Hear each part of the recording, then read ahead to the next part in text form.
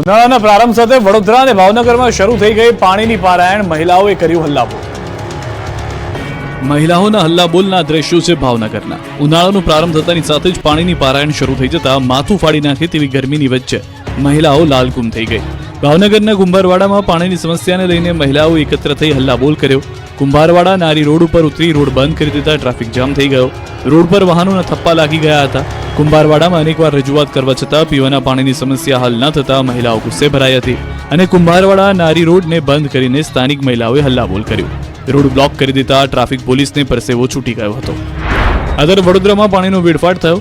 વડોદરાના કારેલી બાગમાં પાણીની ટાંકી પાસે વાલ્વ લીકેજ થતા રોડ પર જાણે નદી વહેતી હોય તેવા દ્રશ્યો સામે આવ્યા. છેલ્લા એક અઠવાડિયાથી વાલ્વ લીકેજને કારણે લોકો પરેશાન થઈ ગયા છે. એક તરફ ઉનાળામાં લોકો પાણી માટે વલખા મારી રહ્યા છે, બીજી તરફ પાણીનો વેડફાટ થઈ રહ્યો છે.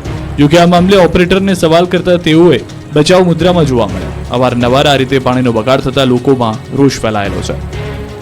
ગીર અભયારણ્યમાં સિંહના મોત મામલે હાઈકોર્ટે કરી છે લાલ આંખ. કયું અધિકારીઓ એસી ઓફિસમાં બેસી મગજ બંધ કરી સિંહોના મોતની તપાસ કરતા લાગે છે.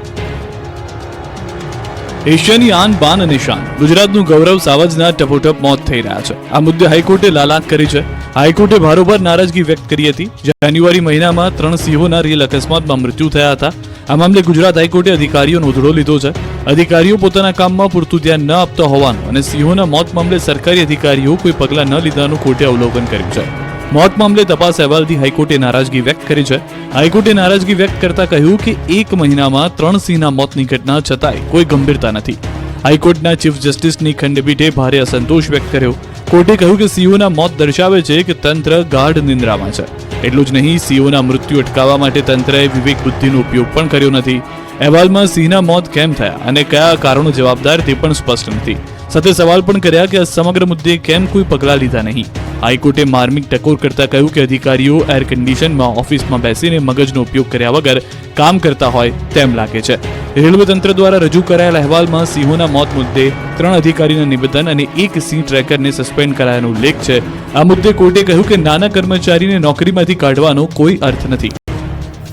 પોરબંદરમાં જમીનમાંથી કંકાલ બહાર કાઢી પોલીસે ઉકેલ્યો હત્યાનો ભેદ.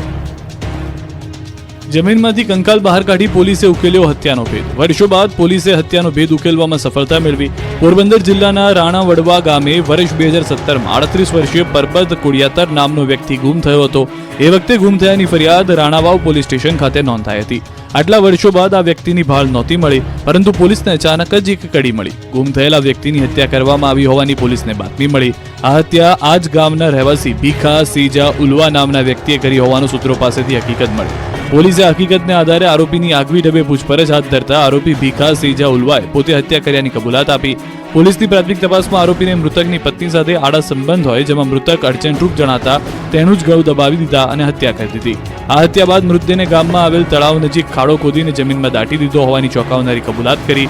આરોપી દ્વારા જણાવવામાં આવેલ જગ્યા પર જેસીબી દ્વારા ખોદકામ કરતા મૃતક પરબત સેજા કુડિયાતરના 100 જેટલા અસ્થિઓ મળી આવી હતી. પોલીસે હાલ તો આ પુરાવાઓ ડીએનએ રિપોર્ટ સહિતની તજવીજ હાથ ધરી કાયદેસરની કાર્યવાહી હાથ ધરી છે. આડા સંબંધની આશંકાએ વલસાડમાં પતિએ પત્નીની મોતને ઘાટ ઉતારી દીધી. વલસાડ શહેરના નવી નગરી વિસ્તારમાં થોડા દિવસ અગાઉ ઘરમાંથી જ એક યુવતીના મળેલા મૃતદેહ મામલે ચોંકાવનારો ખુલાસો થયો. જિજ્ઞા રાઠોડ નામની યુવતીની તેના જ પતિએ હત્યા નિપજાવી હોવાનું બહાર આવ્યું છે. આથી પોલીસે ગણતરીના સમયમાં જ આરોપી પતિની ધરપકડ કરી સળિયા પાછળ ધકેલી દીધો છે. વલસાડના નવી નગરી વિસ્તારમાં રહેતા અનિલ રાઠોડ તેમના પત્ની અને 2 પુત્રી સાથે રહેતા હતા. તેમની એક દીકરી જિજ્ઞા રાઠોડે પાલણ ગામના વૈભવ નામના એક યુવક સાથે પ્રેમ લગ્ન કર્યા હતા. પરિવારની સંમતિ વિના જ બંને પ્રેમ લગ્ન કરી લીધા. જોકે પ્રેમ લગ્ન બાદ યુવકના પરિવારે યુવતીને સ્વીકારવાની ના પાડી દીધી હતી. આથી યુવક અને યુવતી બંને તેમના પિતાને ત્યાં જ રહેતા હતા. આમ ઘર જમાઈ તરીકે રહેવા આવેલા વૈભવ સાસરી પક્ષ સાથે જ રહેતો હતો. જોકે પ્રેમ લગ્નના થોડા સમય બાદ પ્રેમ લગ્ન કરનાર પતિ પત્ની વચ્ચે અવારનવાર ઝઘડા થવાની શરૂઆત થઈ.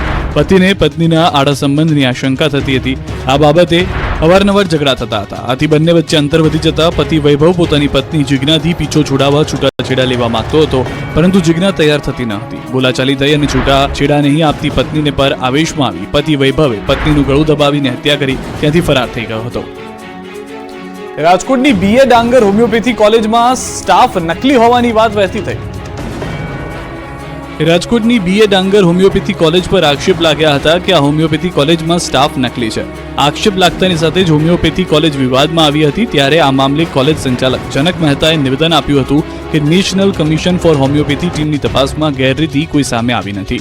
પૂર્વ પ્રિન્સિપલ આર કે મિશ્રા દ્વારા બદનામ કરવાનો પ્રયાસ કરવામાં આવી રહ્યો છે. આર કે મિશ્રા અરજી કરી ખોટા આરોપ લગાવે છે. અમારા શિક્ષકો લાયકાત ધરાવે છે. અમારું પરિણામ યુનિવર્સિટીમાં તપાસ કરી શકો છો. 80% સ્ટાફ ગેરલાયક હોવાની વાત ખોટી છે. ત્યારે હવે આ મામલે સત્ય શું છે તે તપાસના અંતે જ બહાર આવશે. પીએ મોટો સપાટો બોલાવ્યો. આર્થિક ગુના નિવારણ શાખાના એએસઆઈ વતી લાંચ લેતો વચેટિયો સકંજામાં આવી ગયો. સરકારી અધિકારીઓ કામ કરવા માટે લોકો પાસે લાંચ લેતા હોવાની અનેક ફરિયાદો સામે આવે છે. ત્યારે એસીબીએ આવા લાંચી અધિકારીઓને પાઠ ભણાવવા સકંજો કસ્યો છે. સુરત એસીબીએ સુરતના ઇકોસેલ એટલે કે આર્થિક ગુના નિવારણ શાખાએ સાહેબ વતી તેના એક મળતિયાને 5 લાખ રૂપિયાની લાંચ લેતા રંગે હાથે ઝડપી પાડ્યો. સુરતના એક વેપારી વિરુદ્ધ મુંબઈ ખાતે છેતરપિંડીની ફરિયાદ નોંધાઈ હતી. આ વિગતના આધારે સુરત ઇકોસેલ દ્વારા એસઆઈ સાગર પ્રધાન આરોપીને પકડવા ગયા હતા. ત્યારે પોલીસે આરોપી સાથે તેના ભાગીદારને પણ ઝડપી ઓફિસમાંથી લેપટોપ, ડીવીઆર, કંપનીના દસ્તાવેજો અને ડાયમંડ લઈ લીધા હતા.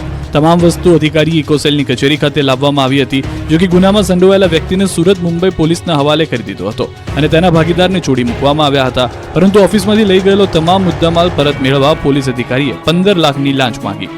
સાગર પ્રધાને રકઝક કરી 5 લાખમાં માંડવાલી કરવાનું નક્કી કર્યું, પરંતુ ફરિયાદીએ પૈસા આપવાના બદલે સુરત એસીબીમાં ફરિયાદ કરતા એએસઆઈ પ્રધાનનો વચેટિયો લાંચ લેતા રંગે હાથે ઝડપાઈ ગયો.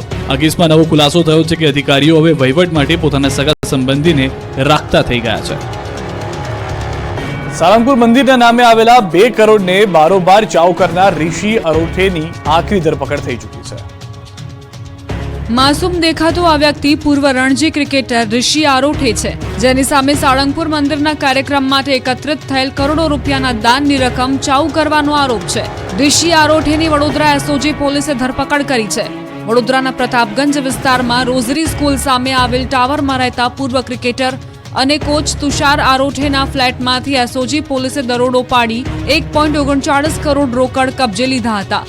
જેમાં આ રકમ તુષાર આરોઠેના પુત્ર ઋષિ આરોઠે નાસિકના એચએમ આંગડિયામાંથી મોકલી હોવાની વિગતો પોલીસ તપાસમાં ખુલી હતી, જેથી પોલીસે રોકડ કબજે લઈ ઋષિની પૂછપરછ કરી હતી. ઋષિની પૂછપરછમાં ખુલાસો થયો હતો કે રાજસ્થાનના કોટામાં યોજાયેલા સ્વામિનારાયણ મંદિરના કાર્યક્રમ દરમિયાન સાળંગપુર મંદિર માટે 2 કરોડ રૂપિયાનું દાન એકત્રિત થયું હતું, જે રકમને કોટા સ્વામિનારાયણ મંદિરના સીએ દ્વારા નાસિક મંદિરમાં મોકલવા માટે ઋષિ આરોઠેને કામ સોંપ્યું હતું. પરંતુ ઋષિ આરોઠે 2 કરોડની રકમ હડપ કરી લીધી હતી.